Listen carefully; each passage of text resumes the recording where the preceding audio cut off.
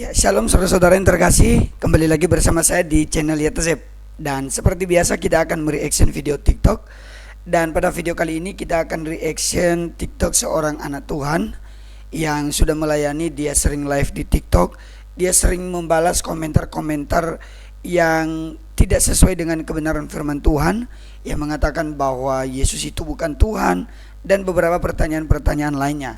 Atau istilahnya dia seorang apologet. Jadi mari kita mendengarkan bagaimana dia menjawab beberapa pertanyaan-pertanyaan yang akan kita reaction pada video-video TikTok yang sudah diupload pada video kali ini.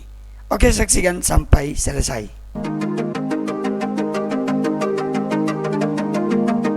Ya, seperti yang sudah tampil di layar, ini dari akun Lina Wijaya. Mungkin kalau kalian sudah tahu ibu atau sudah kenal dengan Ibu Lina ini, ya puji Tuhan, dan kita akan mendengarkan bagaimana tanggapannya terhadap komentar-komentar yang disampaikan kepada dia.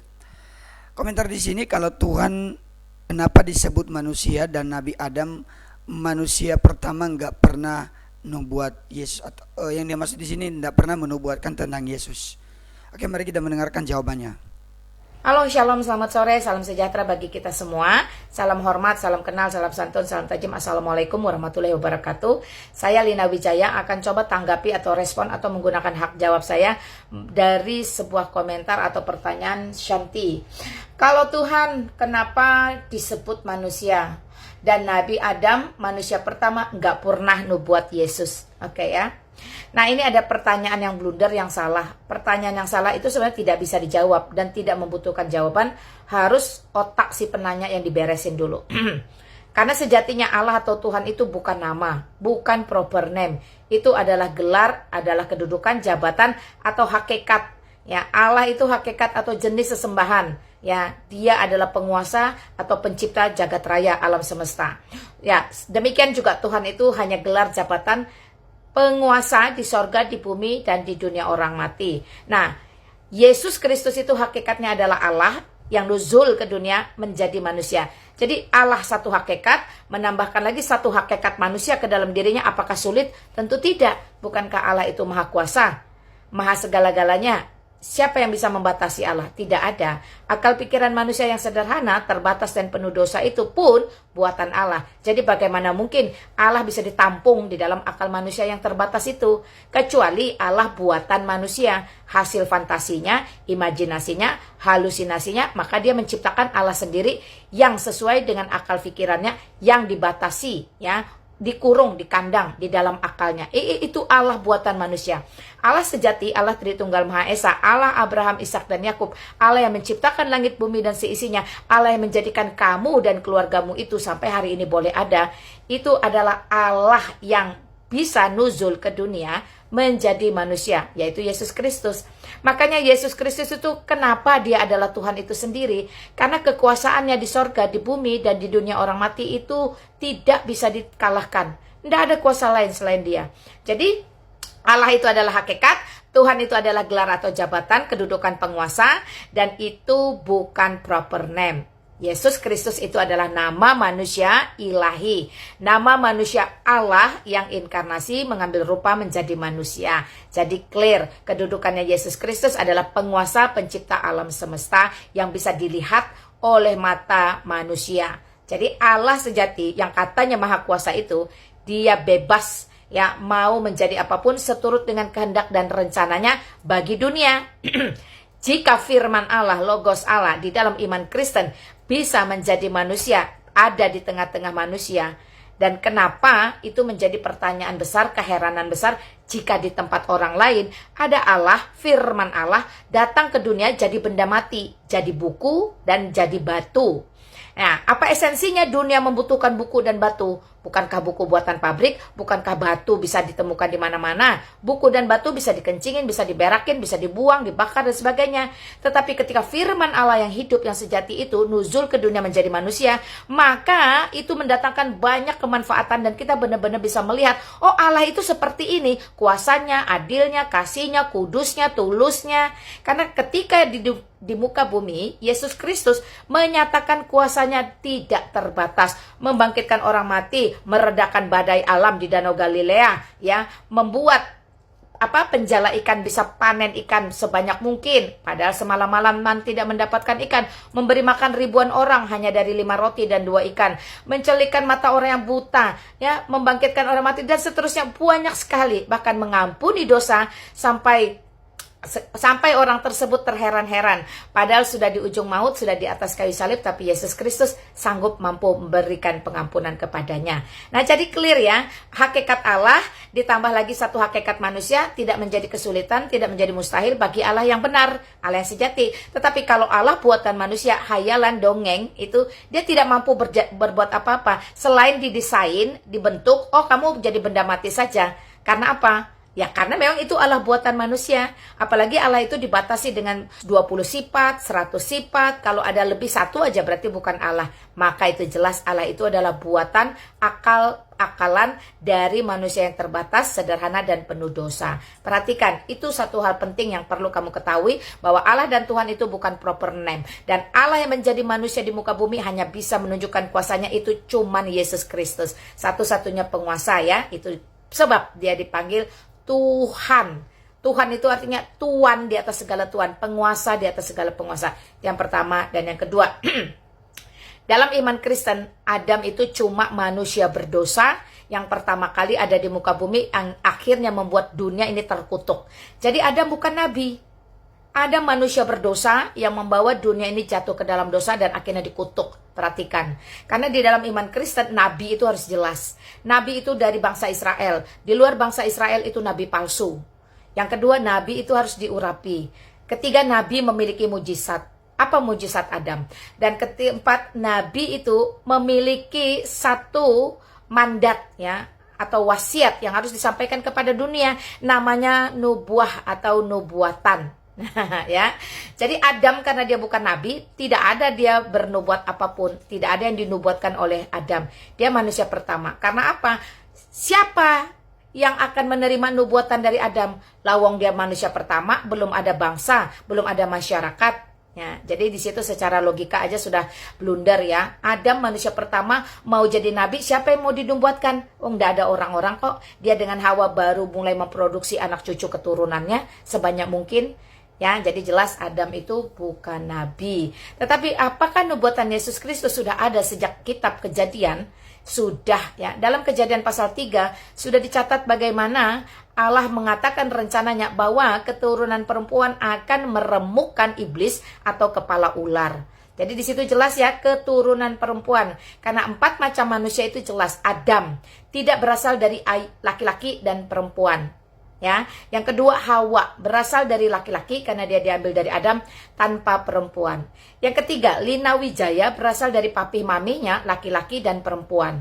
Dan bentuk keadilan Allah adalah semacam manusia yang keempat, yaitu datang dari perempuan tanpa laki-laki. Nah, itulah Maria ketika melahirkan Yesus Kristus. Dia tidak bersetubuh dengan Yusuf tunangannya, tetapi Roh Kudus menaunginya, sehingga apa sih yang mustahil bagi Allah itu tentu tidak ada. Dan Maria melahirkan bayi kudus yang disebut Yesus Kristus, yang dinamai Yesus Kristus, yang adalah ilahi itu sendiri.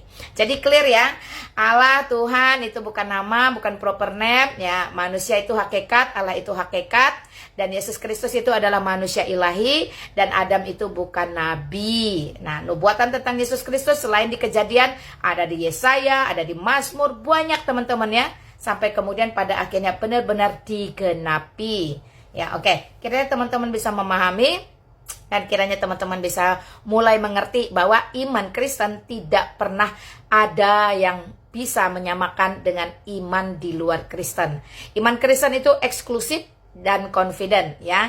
Jadi dia khusus dan dia percaya diri, berdiri sendiri. Tidak ada yang bisa menyamakannya. Tapi kalau ada orang mau nyontek, nyamain atau plagiat, itu urusan mereka. Sekali lagi, itu bisa menjadi masukan, menjadi pengetahuan dan membuat teman-teman semakin mengerti ya. Kiranya Tuhan Yesus Kristus sumber segala berkat, hikmat, marifat, kearifan, kebijaksanaan, kecerdasan melimpahi kamu-kamu yang mau belajar tentang iman Kristen, atau kamu-kamu yang sudah guncang dengan imannya selalu mencari tahu tentang Yesus Kristus. Haleluya. Ya, tidak bisa dipungkiri, Yesus Kristus adalah manusia ilahi yang ada di muka bumi ini. Sepanjang sejarah peradaban manusia selalu menjadi sentral. Dulu, sekarang, sampai selama-lamanya. Karena keselamatan dan hidup kekal hanya ada di dalam Yesus Kristus. Karena begitu besar kasih Allah akan dunia, sehingga Ia mengaruniakan putranya yang tunggal, yaitu Yesus Kristus, supaya setiap orang yang percaya kepadanya tidak akan binasa, melainkan beroleh hidup yang kekal. Dan kalau kamu masih pusing dengan mencari jalan yang lurus dan benar, Yesus Kristus sendiri dengan kuasa berkata, "Akulah jalan dan kebenaran dan hidup. Tidak ada satupun yang bisa sampai kepada Bapa jika tidak melalui aku." Amin. Salam sejahtera bagi kita semua. Iya, dari penjelasan ibu ini dia menjelaskan dengan cepat dan lumayan singkat tentang Tuhan itu sendiri. Jadi saya setuju bahwa orang yang bertanya ini memang dia salah menjawab. Jadi biasanya yang sering melemparkan pertanyaan ini ya mereka yang tidak tahu. Jadi tidak mengerti esensi Tuhan itu sendiri, kenapa dia bisa menjadi manusia dan kenapa dia juga bisa menjadi 100% Allah. Apalagi soal kenapa dia belum dinubuatkan oleh Nabi Adam dan seterusnya. Jadi saya rasa dari apa yang disampaikan oleh ibu ini itu sudah memberikan jawaban kepada kita. Oke, mari kita nonton satu video lagi dari ibu ini. Iya, dari videonya yang lain ada komentar di sini. Saya nanya mana duluan dunia ada, dari Isa atau Yesus. Oh, berarti yang ditanyakan oleh orang ini dia mempertanyakan tentang kealahan Yesus ya. Dia meragukan sehingga dia menjadikan pertimbangan tentang mana yang lebih duluan, adanya Yesus atau dunia. Karena Yesus kan ada di kemudian, sedangkan dunia sudah dulu ada, dan kenapa dia bisa disebut Allah. Mungkin merujuk ke situ lah asumsi ini. Oke, mari kita mendengarkan jawaban dari ibu ini. Assalamualaikum warahmatullahi wabarakatuh. Ya, Lina Wijaya di sini. Tanggapi lagi ya satu komentar dari Wira Dharma Sitanggang, mungkin Sita apalah itu namanya, Sitang apa itu. Saya nanya, mana duluan dunia ada, dari Isa alaihissalam dalam kurung Yesus Kristus. Oke ya, saya luruskan dulu otakmu yang agak mereng-mereng itu. Jadi orang itu harus confident, percaya diri, eksklusif ya terhadap imannya. Jadi kalau di dalam Al-Qur'anmu itu tidak pernah ada tulisan YESUS Yesus, jangan kamu ada-adakan. Itu sama halnya kamu memfitnah Al-Qur'anmu sendiri ya. Pada saat saya Islam tidak pernah menyebutkan Yesus di dalam Al-Quran. Bahkan dulu dalam pengajaran itu paling pantang anti sebut Yesus, Yesus, Yesus. Lalu kenapa hari ini semua mau mengemis minta disamakan bahwa Isa alaihissalam itu adalah Yesus Kristus? Kenapa?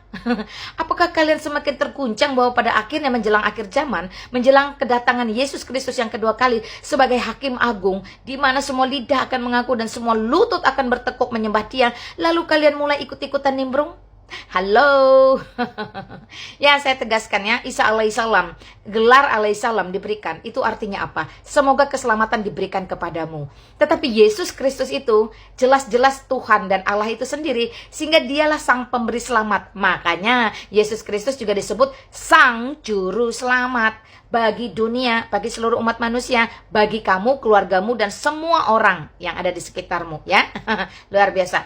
Maka jelaslah bahwa Isa Al-Masih atau Isa alaihissalam yang ada di dalam Al-Quran itu bukan Yesus Kristus yang ada di dalam Alkitab. Sama sekali bukan. Oke ya, clear dulu sampai di situ.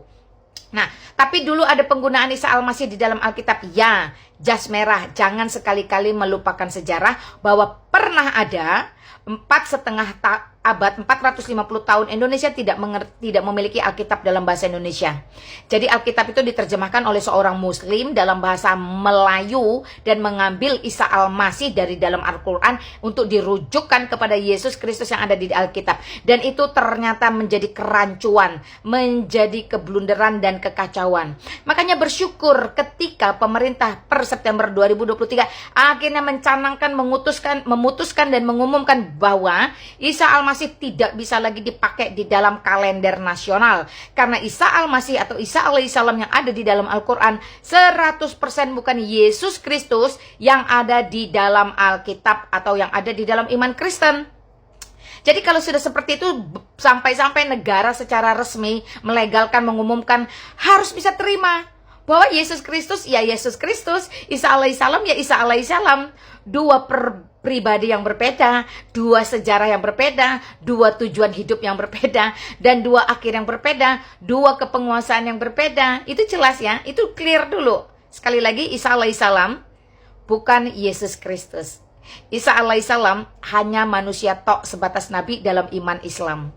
Tetapi Yesus Kristus adalah manusia ilahi yang adalah Tuhan itu sendiri bagi seluruh manusia di muka bumi dari berbagai peradaban. Wow, haleluya, puji Tuhan. Penegasan yang tegas dan jelas ini harus dikumandangkan supaya tidak ada lagi kekacauan, keblunderan atau bias dalam imannya masing-masing. Clear ya teman-teman. Nah, kembali kepada pertanyaan inti. Jika yang kamu tanya, apakah duluan Isa alaihissalam atau dunia? Jelas duluan dunia, karena Isa alaihissalam itu belakangan. Lebih tepatnya muncul di abad ke-6, lalu di 67 gitulah, teman-teman pikir sendiri lah ya. Mau 6 boleh, mau 7 boleh. Tetapi kalau pertanyaannya apakah duluan dunia atau Yesus Kristus yang adalah Tuhan pencipta alam semesta? Tentu Yesus Kristus dalam firman Allah ya, itu terlebih dahulu ada. Karena Yesus Kristus itu nama kemanusiaannya. Sedangkan firman Allah sejak semula, sejak kekekalan sampai kekekalan tidak pernah berpisah. Justru itulah yang menciptakan langit dan bumi. Allah Bapa, Putra, dan Roh Kudus, Allah Tritunggal Maha Esa. Haleluya, puji Tuhan. Jadi clear ya. Yesus Kristus adalah Allah yang nuzul, yang jelma, yang inkarnasi, yang mengambil rupa menjadi manusia. Jadi Yesus Kristus itu sejatinya adalah Allah. Sebelum dia menjadi manusia, sebelum dia nuzul ke dunia, tentu Allah sang pencipta alam semesta ini duluan ada daripada dunia. Haleluya, puji Tuhan ya. Jadi jangan bolak-balik pikirannya, jangan bolak-balik otaknya.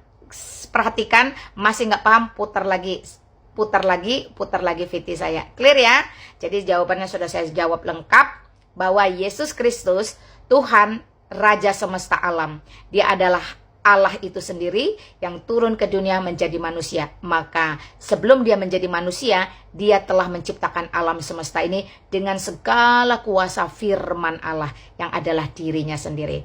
Ya, kiranya Yesus Kristus, sumber segala kehidupan, kebenaran, hikmat, marifat, kearifan, dan kebijaksanaan, memberkati kalian, memberikan kalian pemahaman dan pengertian tepat guna, tepat sasaran.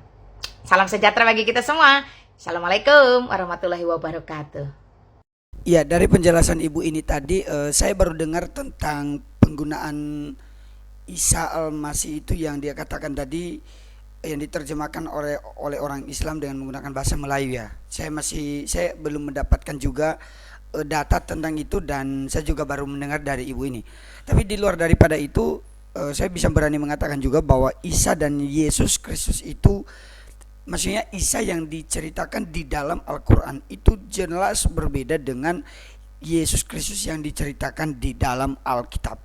Walaupun dari sisi bahasa, istilah Isa itu juga memang itu dari bahasa Aram, maka inti dari apa yang diceritakan itu jelas-jelas jauh berbeda. Dan kalau yang dijelasin oleh Ibu ini tadi, saya cukup menarik ya caranya menjawab.